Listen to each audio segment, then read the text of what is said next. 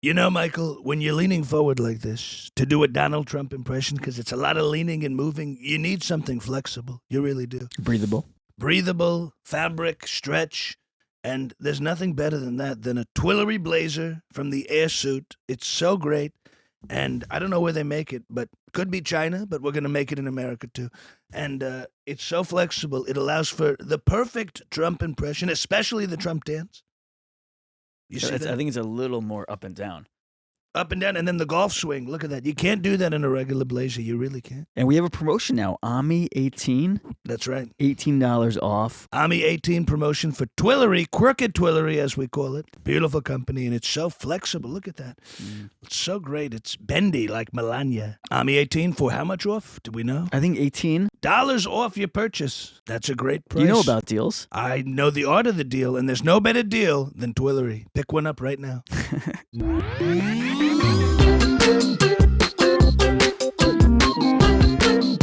Welcome back to Ami's house. We are here with a legendary speaker, author, and troublemaker, the author of People Love Dead Jews and One Little Goat. We're keeping it a little lighter for the sequel, which I like. Dara Horn in the house, ladies and gentlemen. Welcome. Thanks for having me. Thanks for coming, Dara. I've had a question that as soon as I saw this show come out on Netflix, I wanted to ask you about. Now, I know you haven't watched it, but I still think you'll be able to comment on it broadly. So the show Nobody Wants This on Netflix about, I'll read you the logline. It's an agnostic sex podcaster and a newly single rabbi fall in love, discovering if their relationship survived their wildly different lives and meddling families. It was in the top 10 on Netflix for months. People raved about it. They were like, it's the best thing that's been out on TV all year. They just got renewed for a second season. Like, some of the best writers on TV started working there. And every Jew that I've spoken to, there's like this feeling of like it's yucky for like some cringe. reason. Yeah, like I don't. It just that's why I didn't watch it, because it sort of sounded like this does not sound like something I would enjoy. This sounds really cringy. Yeah, I watched one episode. Yeah, there's just something about it, right? So you talked about in People Love Dead Jews the kinds of stories that can get made in Hollywood about Jews. Could you talk just a little bit about that and why maybe this show rubs some people the wrong way? Sure. Well, so I can't comment specifically about the show I haven't seen. It's not really fair. But in the book People Love Dead Jews is basically, there's one basic premise to it, which is that Jews are acceptable in a non-Jewish society if they have no power. Generally, if they're politically impotent or dead. Mm-hmm. And to your point about, that's exactly what it is. That's exactly what it is. So, I mean, that's why, we love, dead Jews who died in the Holocaust, and really super don't like, Jews who have any kind of agency or power. Oh, the Holocaust movies. What are we going to do? Yes, exactly. Help us, please. Exactly. And so that's like, what's you can make in Hollywood. And I'm not a Hollywood insider or anything like that. I'm not in those conversations. But this is what's acceptable to a broader audience. This is the reason for, if you type in Jewish into Netflix, you're going to get, maybe this show, but also like 9 million Holocaust movies, right? That's comfortable for people. Dead Jews, Jews who have no agency and are just, passive victims and are doing nothing. It's also acceptable to be Jewish if you aren't too Jewish, right? If you are not actually claiming like a role in this civilization and a meaningful role in this civilization that wants this civilization to continue. So, this sort of like, even the rabbi is, going off with this, non-Jewish woman and, is having doubts about it. It's like, well, that's an appealing story too, right? Because, the more we have Jews who are not participating in upholding Jewish civilization, that's also more comfortable for people. Right. So he's a rabbi, but he's also making sure that the civilization is not going to continue.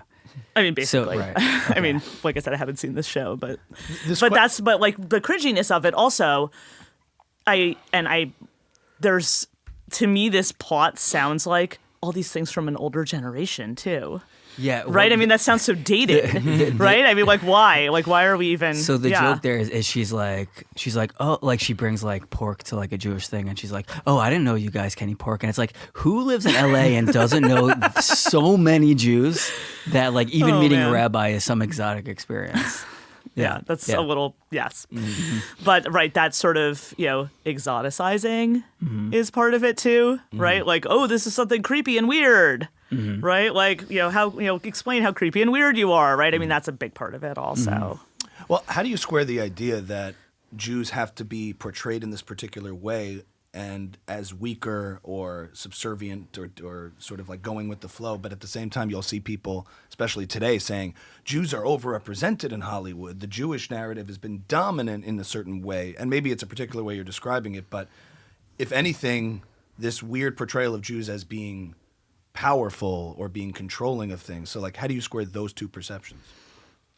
I mean, that's the anti-Semitic conspiracy theory that's always been true, right? Is, Jews have too much power, Jews have too much privilege, and Jews are overrepresented, right? I think about this all the time because I often get invited to do these, diversity events for corporations. Really? Which is, I mean, it's kind of funny because, the first thing I say when they give me the microphone is like, here's why this structure is a problem for Jews. And, then they generally don't invite me back. But like, what I say is like, if your worldview... Right. Well, I mean, what I say is like if your worldview is that, there's a hierarchy of power in our society and some people, have, too much power and too much privilege or overrepresented and our job is to level the playing field. Like, I mean, I'm not saying there's no merit to that worldview. I mean, I always think it's funny that I'm like, doing a corporate event at Google or Amazon, and I'm like, do some people in our society have too much power and too much privilege? I'm like, Google, maybe it's you, right? But then I'm like, the problem is like with that worldview, is like, if that's your worldview, you're going to fall face first into anti-Semitism. It's almost inevitable because that is this sort of central anti-Semitic concept since ancient times is Jews have too much power, Jews have too much privilege, Jews are overrepresented. And if you think about like how old is that idea, and you might say, oh, it's from the Protocols of the Elders of Zion from 100 years ago. It's like, no, it's in the Torah. Right. Right? So, like so you're saying if you view the world through that lens of hierarchies of power ascribed to different groups, you'll arrive at anti-Semitism? This is coming to this idea that Jews are not allowed to have power, right? And that so this is literally, I mean, when I say it's in the Torah, like, I mean, that's like, why does the Pharaoh enslave the Jews in the book of Exodus? It's like, oh, the Hebrews are too numerous. They might rise up against me, right? I mean, this is exactly that idea, right? I mean, this goes back, and I'm not claiming that Torah, that the Exodus story is a historical text, but I mean, this is a very, very ancient idea. And I have a whole theory about why that, why that's there. And we could go into that if you like. Sure. I don't know how long you want to talk about this, but are other minorities like can you have black characters who are able to who are able to be more specific than Jewish characters are, or is it specific to Jews? No, I think that there's different problems with other minorities. Okay. Right? I mean, it may not be the same problems. I mean, no, I think that there's problems with stereotypes of minorities all the time in the arts. Phrase. There's problems with other minorities. No, I'm not. Well, no, right. Okay, thank you. What? Yeah. No, I don't buy this. No, I mean, I think it's not the same. No, there are people like I've sometimes people in the Jewish community will say like, oh, this would never happen with any other minority group. I'm like, no, that's not true. Like all kinds of garbage happens to all kinds of minority groups like that. It might not be exactly the same, right? I mean, there might be a different stereotype or different malicious idea or caricature that another group is dealing with. But yeah.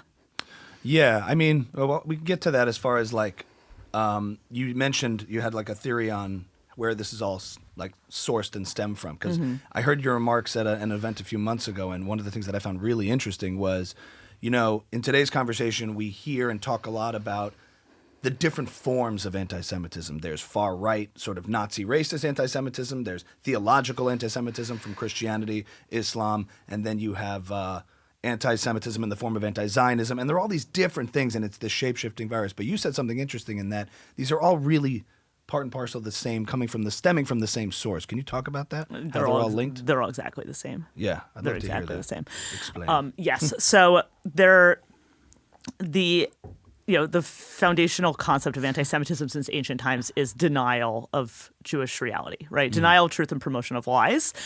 And, you see that in all the different structures of, the way the form anti-Semitism always takes is some kind of lie, right? So it's like, either it's, conspiracy theories, a blood libel, lies about Jewish history and experience. So, the Holocaust denial of, the realities of the October 7th massacre we're seeing now, denial of like basic fact that Jewish civilization is in fact native to the land of Israel, like pretending that's not true. All of those lies are part of the foundational big lie, and the big lie is that Jews are the obstacles to your society's ideals.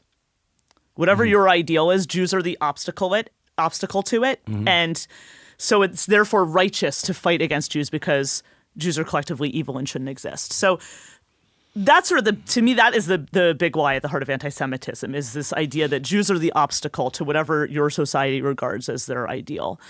And there is actually an origin point in that doesn't come, when I say it comes from Judaism, it's not that it comes from, there's a certain unique aspect of Jewish civilization.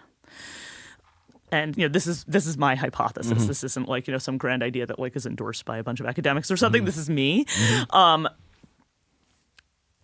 There's, when you think about who Jews are, and we can go into a longer conversation about that. But this is Am Yisrael, right? Mm-hmm. This is a group of people who are basically very similar to a lot of ancient Near Eastern social groups. This is like a joinable tribal group with a shared history, homeland, and culture. Mm-hmm. And there's things about that are typical of other ancient Near Eastern indigenous groups, like they have one shrine in one location, right? They have a culture that's based on the microclimate of the place, all those things. Mm-hmm. And those things are normal, so to speak, or typical of other ancient Near Eastern groups, probably typical of like all indigenous groups in a lot of parts of the world. Mm-hmm. But the thing that's different about Am Yisrael is like these radical ideas that this civilization really promotes and engenders. The main one is monotheism, right? Belief in one God. And when I just said that, like you're tuning out, you're like, oh, she's talking about religion. This is yes, but what I'm saying, I'm not making some like woo-woo spiritual point about like, this is like God is on our side. That's not what I'm saying at all. What I am saying is, no, I'm not making that point at all. Right. No, I'm making this is monotheism in the ancient Near East. It's a political position. Mm-hmm. Because you think about it, like all these other ancient Near Eastern groups, like they have lots of different gods. And generally one of the gods is the dictator, right? Like the Pharaoh in Egypt is one of the gods. And so when the Jews say that they don't bow to idols, what they're actually saying is that they don't bow to tyrants. Mm-hmm. And then this becomes a civilization that is, I don't know if unsuccessful or weird in the ancient Near East. Like they never have an empire. They never really seek one. And they are basically an anti-tyrannical movement. Right? Even the sort of, if you think about the Torah and the laws, like, the laws in the Torah, some of them are similar to other ancient Near Eastern groups, like, Hammurabi's law or something. Mm-hmm. But the thing about Hammurabi's law is, like, what happens when Hammurabi dies? Mm-hmm. What happens when Hammurabi's dynasty falls out of power? So they have, like, set up a system of law that's not contingent on a particular monarchy, right? It's not contingent on any kind of tyrannical rule, right? So this is radical ideas, and they're hugely important to civilization, to world civilization, right? Because they've had huge influence on the rest of the world. Huge, obviously, Christianity, Islam, ideas that we think of now as the Enlightenment. It's like hugely inspired by these ideas. But this pisses off tyrants. It offends the power structure. Yes, the human power structure. Exactly. And what it says is that you don't actually have to conform, right? That's what it says. Is that like there's an empire that takes over. Generally, like minorities succumb to the empire. Like that's sort of just generally what happens. And this is a group of people that chose not to conform. Like that's really scary for anyone who's in power. And it doesn't have to be a tyrant, right? It can be, any sort of dominant group. Anyone who's in power, that's very threatening because what it does is it tests the limits of a pluralistic society. So that's why I don't think that there is such a thing as, there's right-wing anti-Semitic, left-wing anti-Semitic.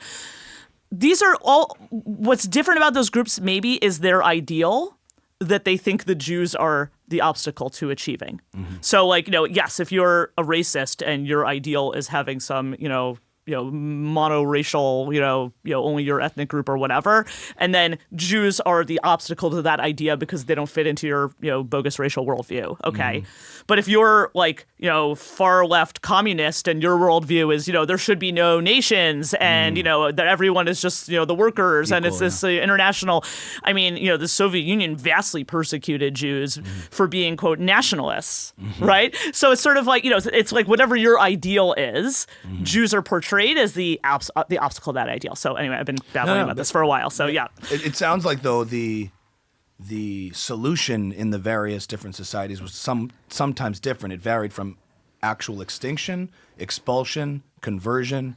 Like you spoke about Jewish erasure, which I thought was a really interesting concept. In certain ways, some more severe than others, some more very binary. Like in Nazi Germany, you have to die. In ancient Greece, you have to assimilate. Yeah. They all sort of have this goal of erasing the Jewish identity, but would that be accurate?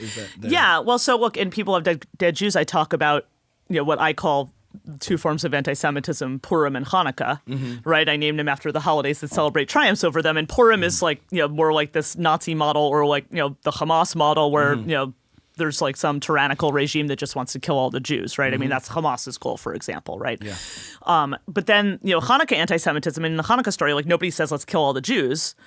The goal is still to destroy Jewish civilization, but the way to do that is by making Jews not be Jewish.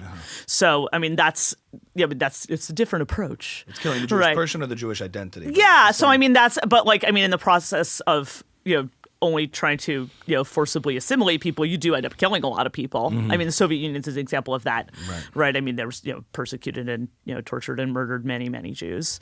But it was not, like just, it wasn't all Jews must die. It was, all Jews must conform, right? So, but that's generally there's a lot of overlap between these ideas. Right. I mean, you have to die or you can change, but that's the condition. And if to the extent that Jews refuse that, then they die. Right. I mean, this was like Spanish Inquisition. One step removed. Yes. And Nazi anti-Semitism was unique in that, I believe, tell me if I'm wrong, but they were the first ones to say, no matter what, if you're Jewish, you have to die. Other forms of anti-Semitism went, well, if you change this and this about you, you're okay with us. Like there's some form of conversion or something like that. Right. I mean, you see some of the roots of that.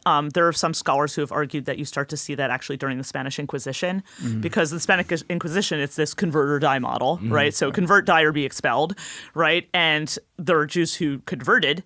There are Jews who converted sincerely, and there are Jews who converted insincerely and were, secretly still practicing Judaism.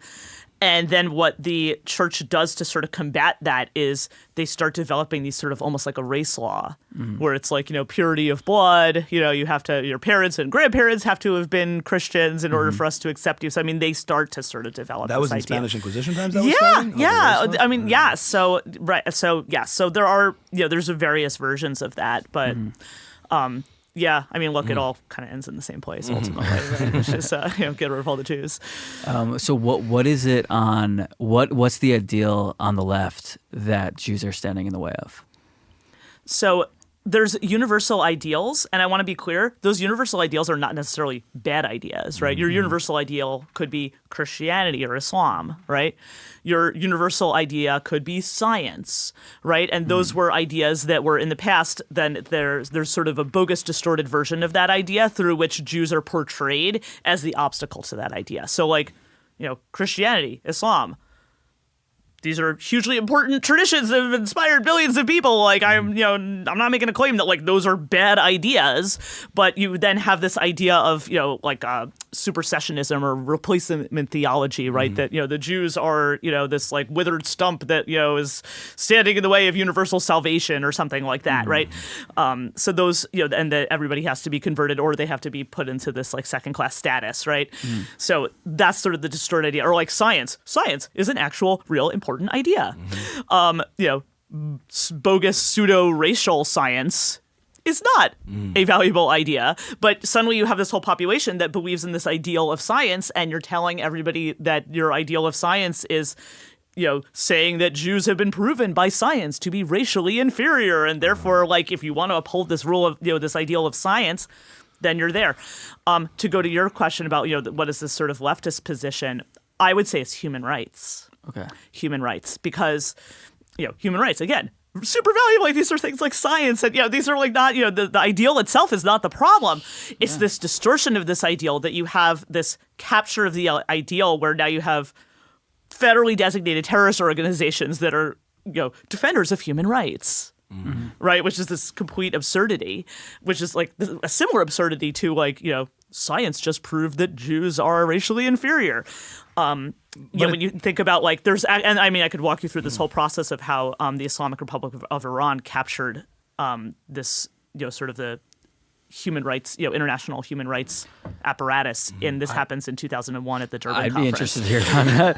I can keep going about this. I don't know. Was that like the funding the universities and So there's a lot of pieces to this. I mean, yeah. So there's sort of, and there's also like two entities here. And I'm not the person who's the expert on this, so you can get somebody else in this chair to tell you more about this. But yeah, but like Muslim Brotherhood did this. The biggest offenders of human rights would capture the attention. Oh, but it's intentional because it's a look over there. Right. So, I mean, Muslim Brotherhood is more like that's the Qatari royal family and this investment in universities over the course of like 25 or 30 years. Islamic Republic of Iran, they overthrow, they take over in 1979. They sort of have their move in the Middle East to power play as with the fading of the Soviet Union's influence in the 80s. And that's when they start creating these, what we now know as federally designated terrorist organizations. They're franchises, right? I mean, Houthis and Hezbollah and Hamas and other groups like this. They start financing those groups and training them and all that sort of stuff. In 2001, they took over the Asian conference of this UN conference. It was like a big international conference, UN conference on racism and xenophobia in Durban, South Africa in 2001. I remember that. Yeah, and became so an Israel bashing conference. Exactly. And I paid attention in high school. Well, right, and the way that happened was that Iran took control of the Asian conference. So, it's a world conference. There's there's an Asian division, an Americas division, whatever. Right. And they barred the Israeli delegates from attending. They would not physically allow them to attend the Asian regional conference that preceded the international conference, would not allow any Jewish NGOs to attend. They, at that conference, at the Asian conference, drafted what would become Zionist sort of this... NGOs. Yes, Zionist. Well, of course. They drafted what basically would become like these UN and certainly NGO declarations of human rights. It's like, it's like a 70-page policy document about human rights, and the only country mentioned in this is Israel. The only country mentioned. And I mean, you can imagine how easy it is for Iran then to get all these other dictatorships around the world to sign on to this. Everybody wants this. Yay, I don't want to be in that document. Right? Awesome. And it's like a big look over there. I mean, at that time also Iran had this opposition movement at home.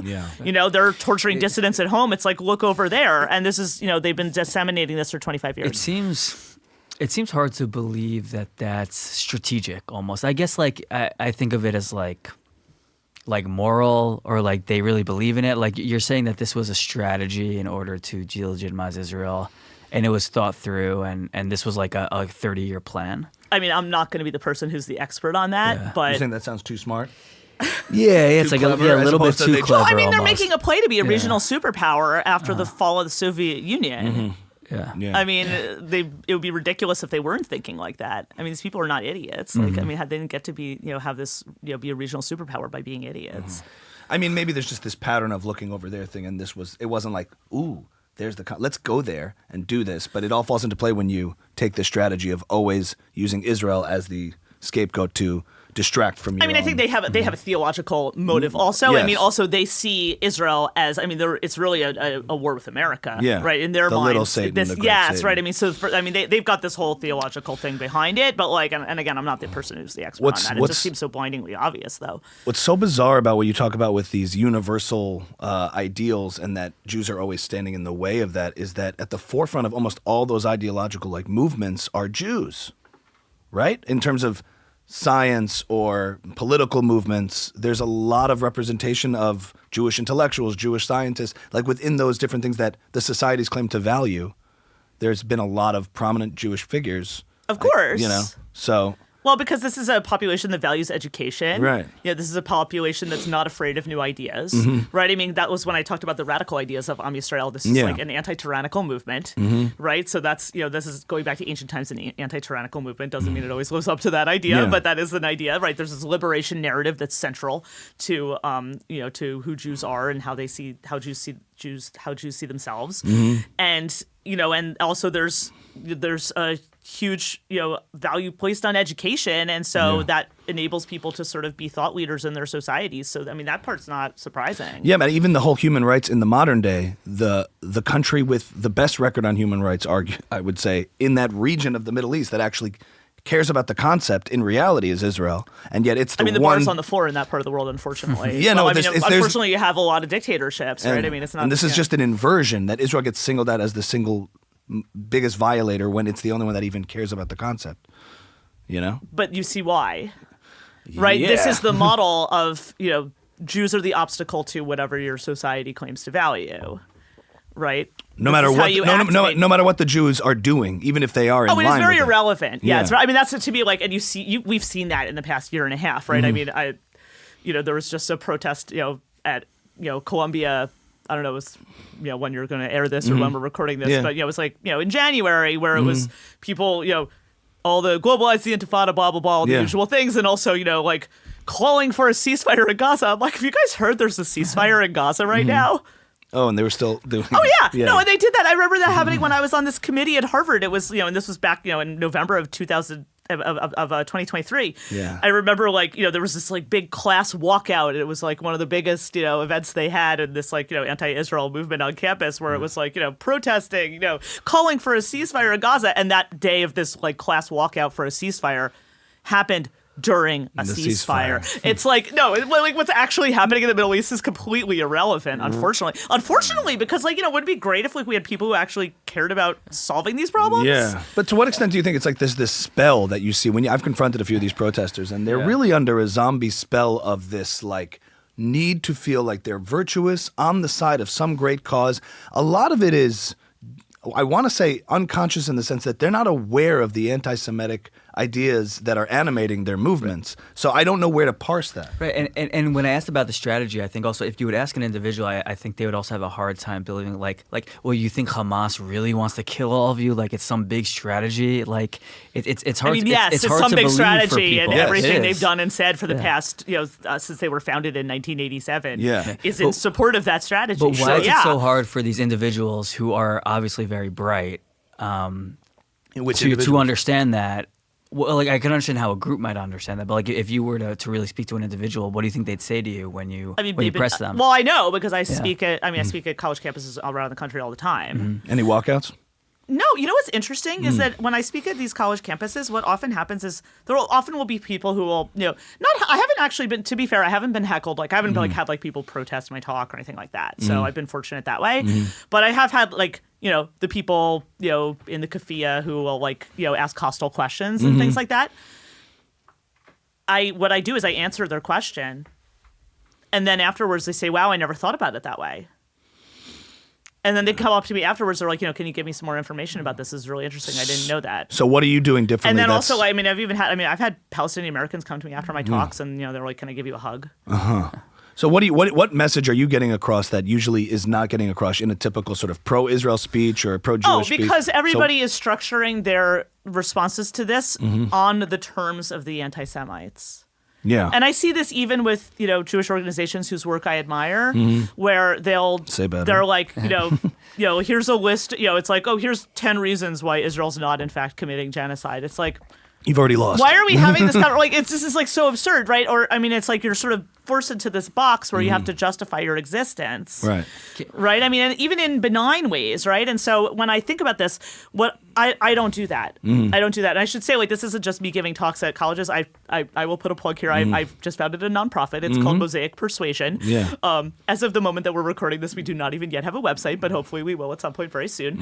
And if you can't find my website, if you can't find Mosaic Persuasion's website, my normal website, you can contact me. Yeah, for sure. But this is about, the mission is educating the broader American public about who Jews are. Yeah. And, starting in K-12 schools, but also in other channels. And it's just, I don't use that frame. Right. I use this larger frame of, here is who Jews are.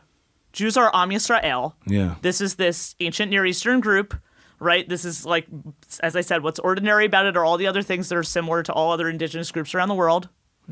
And what's radical about it are these radical ideas which basically make it an anti-tyrannical, non-conform movement. And that is sort of, in a sense, the activation point for anti-Semitism, where people are led to believe that their ideals of their society are being threatened by Jews, that Jews are the obstacle to their ideals. And so once you sort of see it through that frame, and I have a longer way that I walk people through this, it becomes obvious. And then the other thing that I always say in all my talks when I talk about Zionism.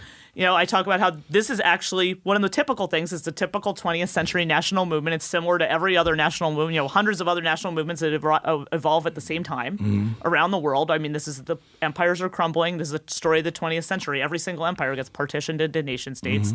There's violent and massive population upheavals as those nation states are formed. It happens in every single place. It's like, what happens with Israel and the Arab states is very similar to what happens in the partition of India. Right? It's very similar to what happens in Germany and Poland. It's very similar to what happens in Czechoslovakia and Hungary. It's very similar to what happens in Greece and Turkey. It's very similar to what happens in like, all of sub-Saharan Africa. Like, this is just the story of the 20th century. And I'm just asking people, like, we in the 21st century, we get to decide what we want to do about that. And what I always say is, Jews and, Israeli Jews and Palestinian Arabs are both indigenous to this land. Nobody's going anywhere. The only way we're going to have a future is by people talking to each other and building together, right? And so that's why this whole protest movement is, this whole idea of, we don't talk to Zionists. Right. Like, you're not interested in building a future. Like, you're a racist. Hey guys, thanks so much for watching. If you've made it this far, we want to let you know that Ami's House is now on Patreon. We love doing extra content, bonus footage with every episode. The best way to support us is to head on over to Patreon, become a guest, and support the show for $5 a month. If you like watching Ami cut me off, Patreon is Patreon.com/Ami's House for bonus content. Thanks so much for your support and become a guest. Is there a specific interaction you can recall of somebody posing a question to you that was hostile and you gave an answer that actually mitigated the hostility and opened them up? Like a keffiyeh-wearing person's ready to... I do this all the time. Yeah. So what's an example? Yeah, so one example is, someone, says like, there's all these human rights abuses and, how can, we would never normalize Zionism. We don't talk to Zionists because we don't normalize Zionists. And what I say is, that's an interesting approach because, first of all, it's kind of the definition of prejudice, right? Like, did you sleep through middle school? Because that's what prejudice is, right? You judge someone before you meet them. But then I say, this is also an interesting position because who talks to Zionists? Samer Sinajlawi. Palestinian politician. He's right. He's Mahmoud. He's like angling for Mahmoud Abbas's job. We should have him on. Yeah, totally. Great guy. Yeah. Great guy. We love that. Well, no, honestly, like he's not a Zionist, but he talks to Zionists because he's not a bigot. Right. And when you're not a bigot, you know that like these are human beings. And nobody's going anywhere, and we're going to build a future together, and you can't build a future with people you don't talk to. And so then I say to that person, I'm really interested to know what you're doing to build a future. I'm really, I said, I want to hear what your ideas are for this, for building a future together. And the other thing is like often when people will say things like, I remember one time I made some joke in my talk about, I said Puerto Rico. Oh no. Well, no. I made a joke about how I talk to everyone. Like I talk to left wing, right wing. Yeah. Like I talk to everybody. And I said like I was on CNN, I was on Fox. And then I said and then I made a joke which was this was true, but I said like I thought I talked to everyone, and then I discovered I do have a line in the sand when I was asked to be interviewed by Al Jazeera. And then I'm like, no, I'm busy forever, right? I made this joke. And then this, actually it was also, a girl wearing a keffiyeh comes up to me afterwards and she says, you made this joke about Al Jazeera. I was just curious, is Al Jazeera not a legitimate news source? And I just said to her, Al Jazeera is completely financed by the Qatari royal family, who are the financiers of Hamas. And because of that, you can never report anything negative about Hamas in Al Jazeera. And if you did, you would probably a lot worse than losing your job. Like, so if you have those kinds of restrictions on what you can report, then you're not a news organization. And she just said to me, she's like, I had no idea. I had no idea.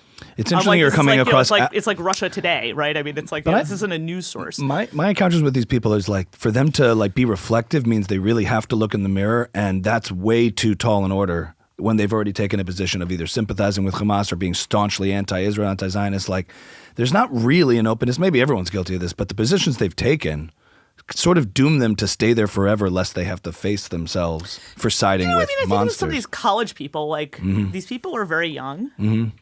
Like... Yeah, I guess so. They're more malleable. They learned about this 3 weeks ago, and, they're going to learn about something else in 3 weeks. I don't know. They're sort of, Do you find that people have trouble placing you, too? Like, what angle is she coming from? Just maybe it's a temperamental thing when you're coming in to speak or something like that, that they can't just call you a hard right-winger Zionist or... Like, do you find that you get away with that because you're taking a different angle? I take a very nonpartisan approach. Right. Like, to me, this, like I said to you before, like, I don't see this problem as mapping onto, like, certainly domestic politics in the United States. Like, there's I mean, you could go down those roads, but like I just find those. I'm just not interested. I'm not interested. Yeah, just the second like the opposition like smells a trace of pro-Israel, pro-Zionist. Oh, but they don't have to smell it with me. Yeah. I'm like, this is Jewish civilization. Right. Yeah. It's native to the land of Israel. It's not going anywhere. It's been around for 3,000 years. Yeah. And it's that, and here's what I think is interesting is also like I say, I always say, I'm like, Israeli Jews, Palestinian Arabs, both indigenous to this land. Even like, the ones from Europe? No one's going anywhere. No one's going anywhere. Even the ones from Europe? Even Arabs from Europe. Rewind, keep going. It's just sort of like, these are people who live there. Yeah. Like, this is who lives there. Well, no one's going anywhere. Like, you know what I'm saying? Like, this was like, we can go have a fun conversation about like, Zionism and whether it should happen or not. Like, that was a super fun conversation to have 100 years ago. Right. Well, now it's like, and like to me, that's the most interesting thing. It's like, there's no anti-Pakistan movement. Right. Like, Pakistan is a country that's formed a very similar way to the way Israel was formed. Right? Like, there's no anti-Jordan movement. Right, like this is an absurdity. So like people don't focus on the rewind. No, it's the way like they do with Israel. it's not about the it's like right now you've got conditions. millions of people who live there, and what are we doing now? What are we building a future? I mean, now I don't claim that people who live there are all that great at this either, but everybody needs new leadership. Yeah. What do you say to somebody who says, "I'm not an anti-Semite, I'm just an anti-Zionist"? Oh, so that often happens, and then I say, it's. Often people ask this question, they'll say like, oh, can't I be anti-Zionist without being anti-Semitic? I say, I don't know if you're aware of the origins of the slogan that you just shared with everyone. It's from the Bolsheviks in 1918. Bolsheviks are waging civil war. They're trying to take over what's going to become the Soviet Union, former Russian Empire. They need the 2 million Jews in the former Russian Empire on their side in this civil war. They create what are called the Yevsektia, Jewish sections of the Communist Party, whose purpose is to spread Marxist propaganda among the Jews of the former Soviet Union. And their slogan in 1918 is, we are not anti-Semitic, we are only anti-Zionist. And this is in 1918. It's 30 years before, it's 30 years before the creation of the state of Israel. So like, it's probably not about Netanyahu. Right. And then I'm like, well, and they're Marxists. So they're also anti-religious. So are you saying these were Jewish Marxists at the time trying to spread? So Yevsektia, they deliberately, it's like what you said earlier about like the Communist Party. Kind of like our Jewish Voice for Peace in 1918. The Communist Party, yes, they deliberately put Jews out front to be like, see, we're not anti-Semitic, we're just anti-Zionist. In the process of not being anti-Semitic and only being anti-Zionist, they managed to imprison, persecute, and torture and murder tens of thousands of Jews. Right. But if they were using the Zionist movement at the time as the boogeyman to say like as the cover. 1918. Yeah. 1918. Yeah. We're anti-Zionist. Right. I mean, and then they, KGB totally goes to town with this like decades later. Well, I mean, even before that, I mean, they're executing Jews through. I mean, in the 1930s, there's these purges of all the Jewish intellectuals. It's a final purge in 1952. That's the what we call in Yiddish the Night of the Murdered Poets. Right. And that's like the execution of the Jewish luminaries of the Soviet Union who all had donated their careers and lives to this cause, and it's absolutely tragic. And then they export this slogan to all their client states in the developing world and to progressive circles here in the United States. They start doing that after the Six-Day War because they're backing all these Arab states. Those are their client states. The Soviet Union for their repeated invasions of Israel. I mean, they look like fools after the Six-Day War. They have to explain what happened, and then the KGB starts pumping out this propaganda, like tens of thousands of pages a day, and broadcasts, and scholarship, so to speak, and all this lectures, and broadcasts and pamphlets and posters and all this, like every single day. They call it disinformatia, whatever it is. It's a huge propaganda campaign that goes on for years and years. It goes on for like almost 10 years.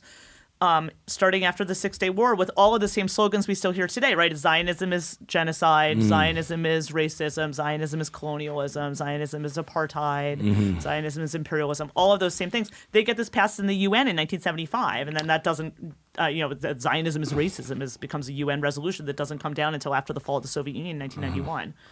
Thanks for coming to my TED Talk. This was, these are such old ideas. But the main goal in mind being what? As far as Jews are concerned, the main goal here. Oh, what was the goal of the Soviet Union in doing this? Yeah. Oh, I mean, they're propping up their client states in the Middle East as part of it, consolidating their power. I mean, this is part of the Cold War, right? They're consolidating their power.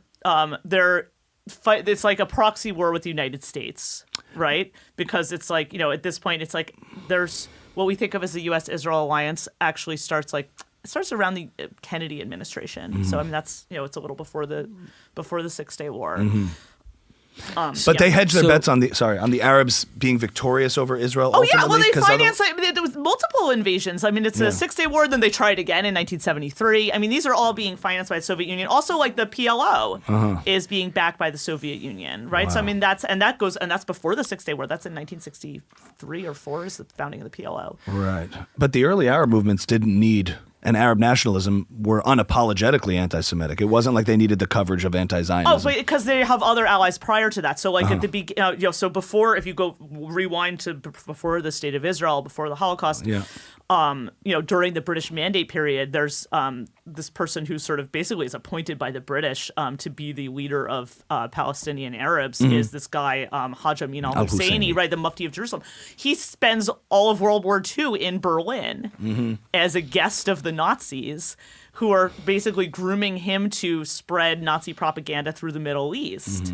And he basically succeeds in that. I mean, then that's sort of, that's sort of the beginning of, not just, that's a beginning of like, sort of like, super racist anti-Semitism in the Middle East, which, there was plenty of anti-Semitism in Islamic countries prior to that, but this is when you sort of have like this like sort of fusion. Nazi strain of it is there before. So, and then the Soviets this is how they're all kind of Yeah, well, that's why I'm saying, like, it's not very meaningful to be like, well, there's different versions of anti-Semitism. It's all the same crap. Anyway. Well, no, I'm wondering, could somebody be an anti-Zionist and not be anti-Semitic? Do you think that's possible? I mean, if you're like a person who is an anarchist who doesn't believe in countries. Yeah. Right? I mean, I guess I don't know. Nation states. If you're against all nation states of any stripe. I guess, right? I mean, you would certainly not be in favor of Palestinian nationalism either. Right. I guess. Right? I mean, there's sort of, okay. I mean, like, because what are we talking about here? It's like, I want their... if you're an anarcho-capitalist I'm not an anti-Semite, but because I only want half the world's Jews to die? Like, what's the... because like, Israel should dissolve and just open its borders. Well, we saw what that looked like. You'd have to be against all nation states of any stripe to be a consistent... I'm an anti-Zionist, but I'm an anti-statist. Like, why are we dismantling a country? It's sort of like, no, it should be this, pluralistic state of all its citizens. And it's like, to go back to that Netflix show, nobody wants this. Nobody wants this. Like, Palestinian Arabs' aspiration is, presumably to have a Palestinian state. They're not... Presumably. They're not, so there's, look, you have, unfortunately, you have these dictatorial movements, so you don't really know what everybody thinks. It always seems to be, from my perspective, that the goal is destroying Israel, not to creating Palestine. Yes, the goal is to eliminate Jewish sovereignty. Yeah. So that's the goal. So it's like, if that's your goal, it's like, well, why are you... It doesn't really make any sense. I mean, it's like, what is this version of anti-Semitism where you're not anti-Semitic because you only want half the world's Jews to die? Or it's just some obscure, abstract, principled position against nation states. This interesting. Yeah. Like, I don't find this interesting. It's like, Zionism was fun to talk about. Well, it's just like fun to talk about 100 years ago. Yeah. Like, but like, it would be like talking about like, a couple being like, should we have a baby? But it's like, does the pro-Israel... When the baby is alive, you're kind of like, should we have this baby? It's like, well, what are we even talking about here? Like, you're talking about millions of people. But are modern day Zionists complicit in like perpetuating this idea that we still need to keep defending it? You know what I'm saying? By saying we need to be, like, a lot of people say we have to stop using Zionism. This is the mechanism of anti-Semitism is to force remember what I told you about the big lie. The big lie is Jews are the obstacle to your society's ideals, and therefore Jews are collectively evil, don't deserve to exist. Your job is to fight against them. They shouldn't collectively exist. So what this does is it puts Jews into the position of constantly having to prove they're not evil. Yeah. Like, I don't see why we need to play this game. It's just like, fair enough.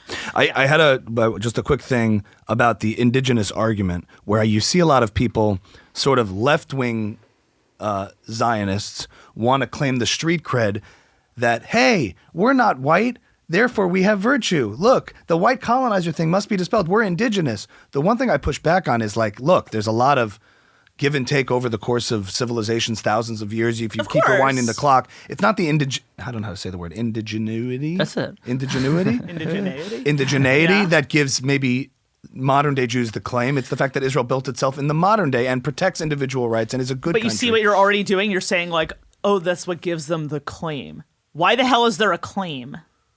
Well, Like, that's what are we people even on the talking pro-Israel about? side are saying. But do you see what I'm saying? Like, why do you need a claim?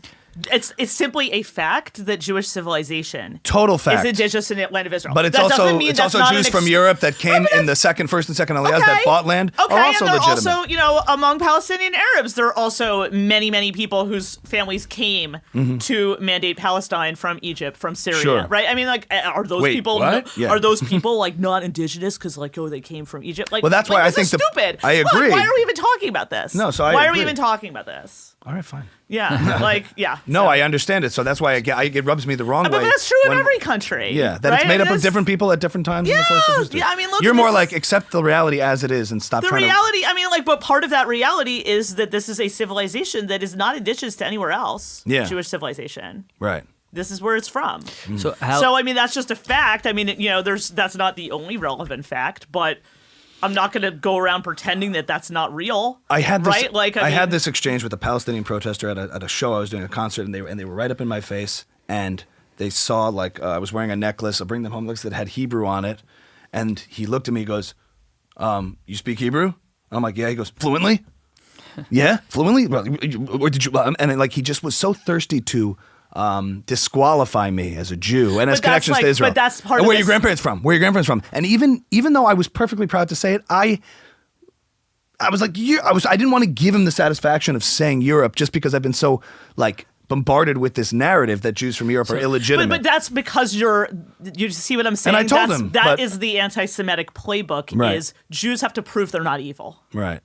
Jews have to prove they're not evil. Like, why are we playing this game? Yeah. So how would you respond? To him. How would I respond To to this that? guy. Yeah. Why would I respond to him? You just walk. I don't know. On the I'm- show? I don't need to, like. Well, he was there. I would say. I called him out because they were cheering for the Intifada. So I said, "Do you know what that I'd means?" say, yeah. He goes, "Do you know what the Nakba means?" I was like, "Yeah, catastrophe." He was like, "Yeah." And then I was like, I go wanna ahead. hear that. I mean, so what? How I'm responding? Like, this is like, I don't play defense. Like, why? Like, I'd be like, I'm curious why you want to know. So that's that. I mean, I just like, I'm genuinely curious. Yeah. Well, he would say I'm because you curious don't why have I a wanna claim. know. You're not from this part. You're a foreign invader.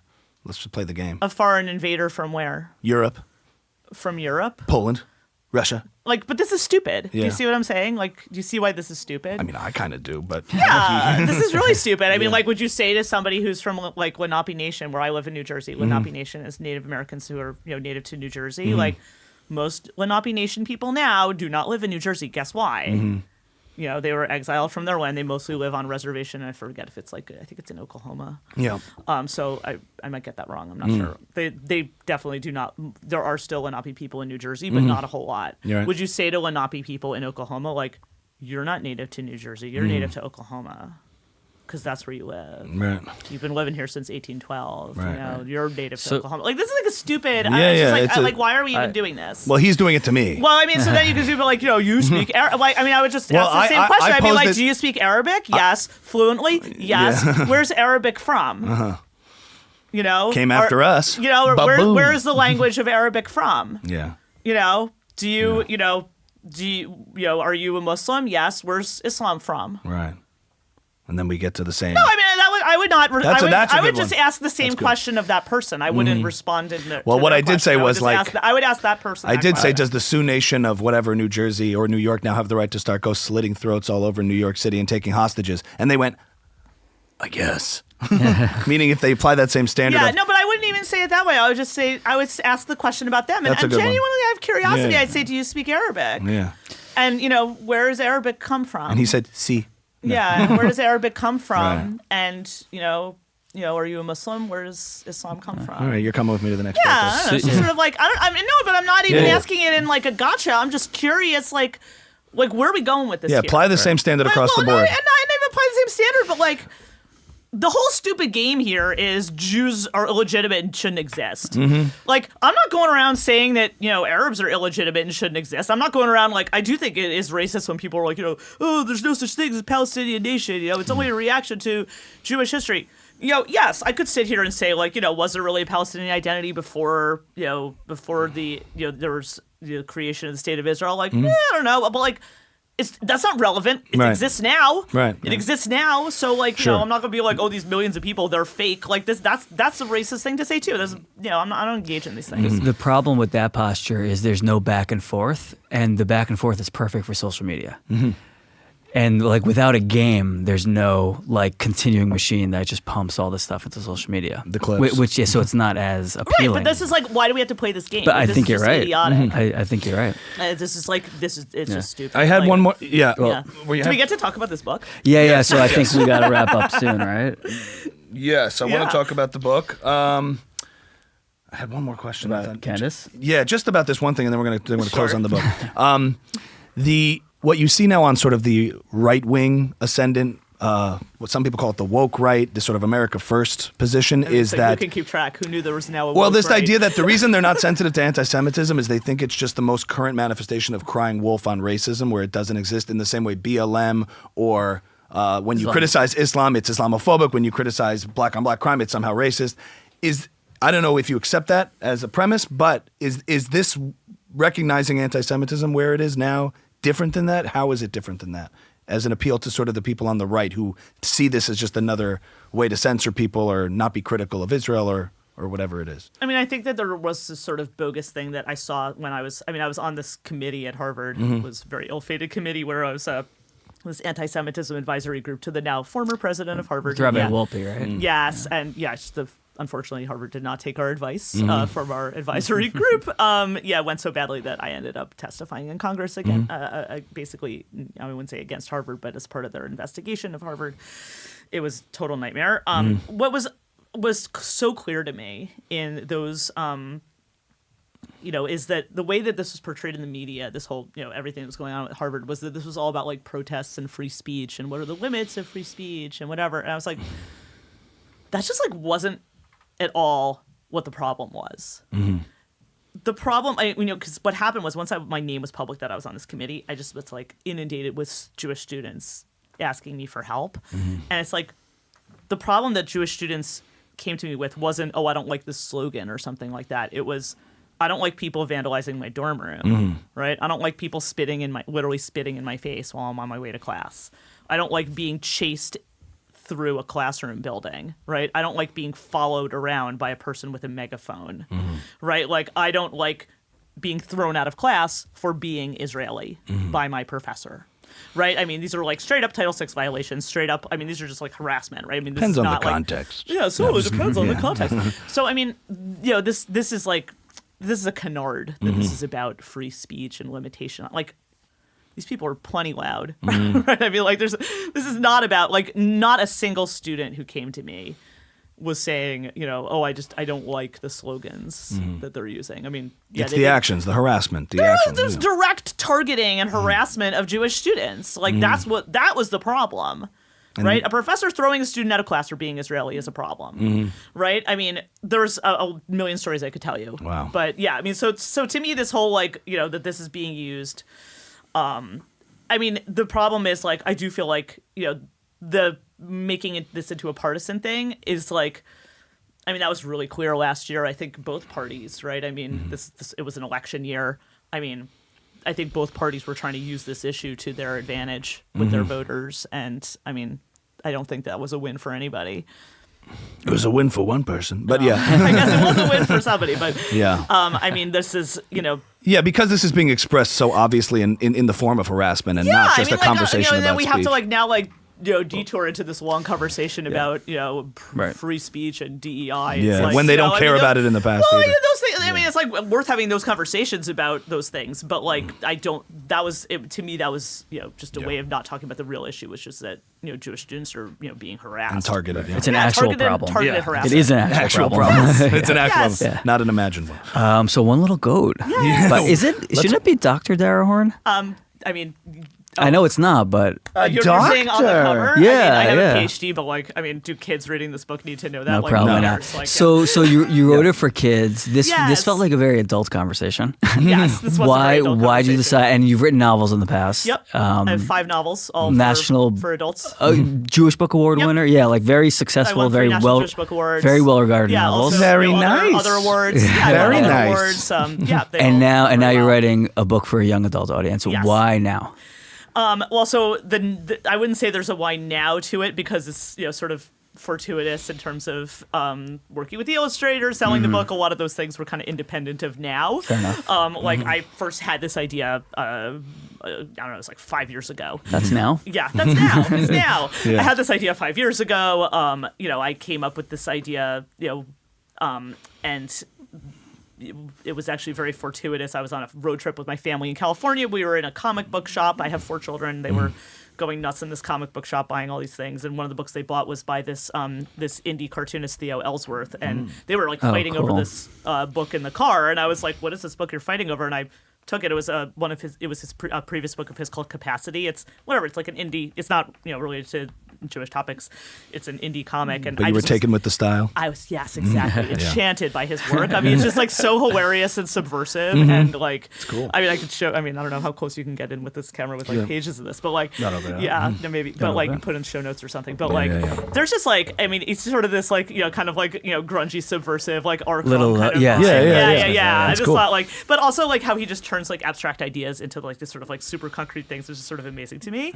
And I cold emailed him. I was like, your name is Theo Ellsworth and you live in Montana. You're probably not Jewish. I have this idea that involves a Passover Seder. I'm like, cold email him. I'm like, hey, I'm a writer. Love your work. I have an idea. It's a little hard to explain. Deep breath. He was totally game. Cool. And I mean, we just had a blast doing this. But like, to your question about like, writing for kids. Yeah, I had this idea for years. I was just so your listeners know what this is about.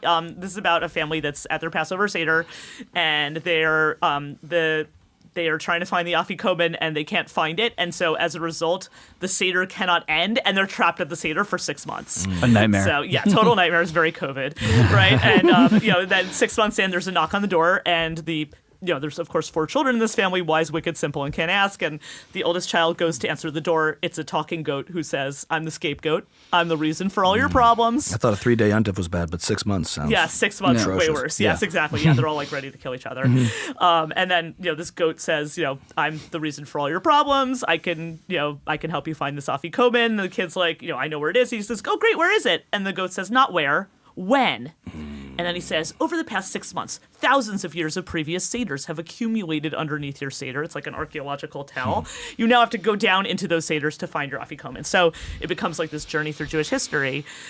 It's honestly, this book is not that different from my adult books. Okay. Because all of my books are about basically the subject of time, right? How we have, and sort of Jewish historical consciousness.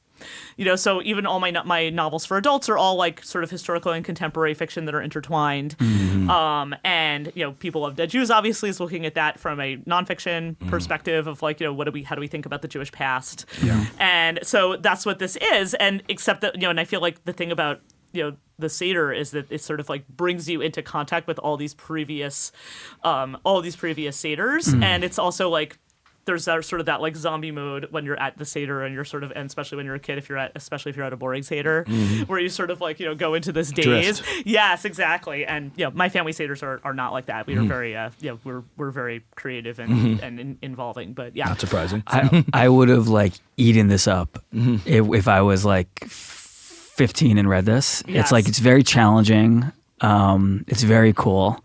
There's a lot of like historical information in there. The story's awesome, so I really liked it.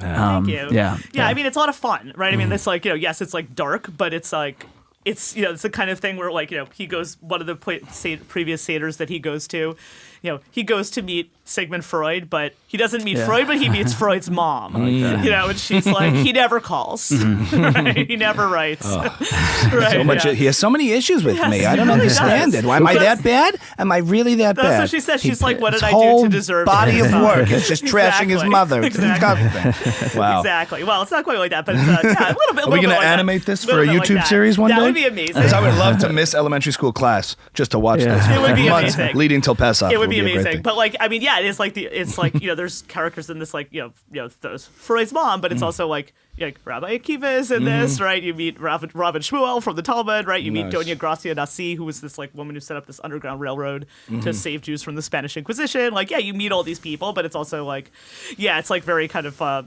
little bit subversive and it's kind of edgy, like you said. Sure. Yeah, and it's a wonderful taking a concept and turning it into a story, which I love. Like the idea that every Seder you have is standing on the shoulders of every Seder that came before it. Yeah. And just diving into that as a story is awesome. Which I feel like you sort of viscerally feel when you're at the Seder, right? Because it's like this, like you're like, this could have been last year, right? It could have been the year. I mean, maybe there's somewhat different people at the table or whatever, but it's like, every Seder is kind of more similar to Seders in previous years than it is to like a day, a month later, or a week later, right? I mean, it's like there's this sort of this like time warp, right? Where you're sort of like you've fallen through this portal into like all the previous Seders. Especially now when you read this stuff, or when you read any kind of like even on Purim time when you're reading the context of the history of the time, you're like, man, we're in a time loop here. Yeah. Yes, right. I mean, this whole like in every generation. Oh God. It's like, wow, I didn't really think this was supposed to be like prep for the future. It's all apparently reflections and then preparations. Yeah. And since October 7th, I think, I don't know about you guys, but I feel more part of Jewish history than I had before, which that's what I thought you were going to say when I asked the question, because I think kids are probably intuiting in some sense. I'm part of something I didn't realize before, and this kind of really goes into that. Yes, I mean, look, I think that in a positive way, I think all children crave that. That story. sense of children crave being part of something bigger than themselves because children's lives are so small, right? Because children are, they really are living in a dictatorship of their parents, and it's like they don't have freedom and don't get to choose where they are. And they see things through an imaginative, cinematic lens of like how they're seeing. Well, that's things. why children's literature is always about like some portal to another dimension, like you go on this track to Wizard Land or whatever, right? I mean, it's always something like that. So that's what this is like it's like portal fiction basically.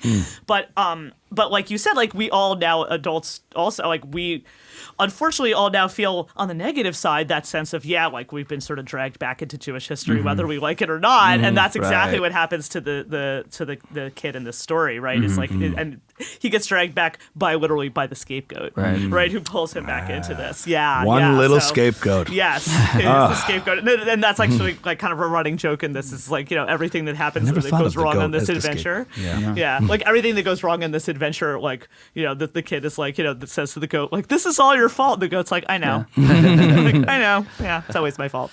Well, speaking of things being everyone's fault, one thing's fault. What's that? Antisemitism? I don't know. I was trying to make a connection there. Well, as long as we're still there, that'll be the problem for everyone else, and it'll be the solution for us. That's I always come back to this quote from Thomas Sowell, who says, like, what can Jews do to reduce the animosity towards them from the outside world? And he goes, fail. And I was like, wow, that's what it is. As long as we're still there, it's the... I mean, it's better than die. Jewish presence might be the problem for them, but not for us. The book is One Little Goat. The author is Dr. Dara Horn. Ladies and gentlemen, Dr. Dara, thank you for talking with us. Thanks so much for having me. All right, thank you. Thanks. Awesome.